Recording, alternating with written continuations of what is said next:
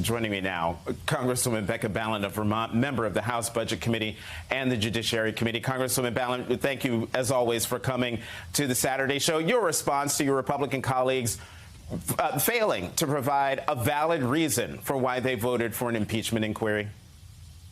It's disgusting. It really is. So you have a situation here where they can't name a crime. They can't name, any smoking gun. I used to sit on oversight. We would sit through these hearings day after day. They've got nothing that would link the president to any high crimes and misdemeanors. And it's embarrassing. It's embarrassing to watch them on TV do this dance. They're always evasive. They got nothing to show.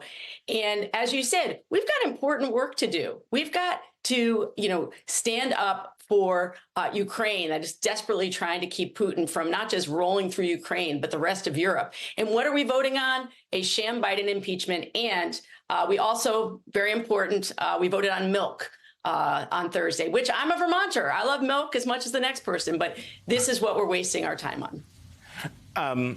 Speaker Johnson made it clear that he would not call the House back to vote on an aid package for Ukraine and Israel if a deal is reached in the Senate. Is that a mistake? It is a mistake. So we've got this situation here where Speaker Johnson is not somebody who has seriousness of purpose. He doesn't understand the stakes. When you pull out 40,000 feet, you see someone that is essentially doing Putin's bidding, right? It used to be that Democrats and Republicans could agree that we should stand against tyranny. Like that was sort of a baseline thing we could all agree on. We're not there anymore. And that is shocking. One of the holdups in getting a deal out of the Senate is the negotiations between the Democratic majority and the Republicans over immigration policy. Is it a mistake? Let me put it this way. Was it a mistake for the administration to tie immigration to funding for Ukraine and Israel and Taiwan? I think it muddies the water in a way that is not helpful, because we know that we've got a majority in both the House and the Senate that will support Ukraine funding. I don't feel like it is the right path for the president to go down to make it extremely difficult for people to seek asylum here. We are a land that relies on migrants, immigrants, refugees that come here to build a life, to infuse, their energy, their talents into the American economy. And as somebody who represents a state that relies on migrant labor to keep our food systems going, this is a dangerous pairing that we should be unequivocally standing against Putin. We should be making sure that Ukraine literally has the means to defend itself and be a bulwark against authoritarianism in Europe.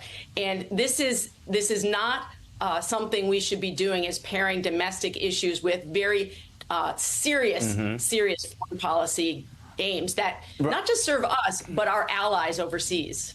And I take your point, Congresswoman, but some progressives and Latino lawmakers are concerned about the concessions on immigration policy that could be made to Republicans, and some Republicans worry that the concessions won't go far enough. So is there a compromise, do you think, that will garner enough support to get this done, especially if that bill and the bill that comes out of the Senate, if there is one, gets to the House?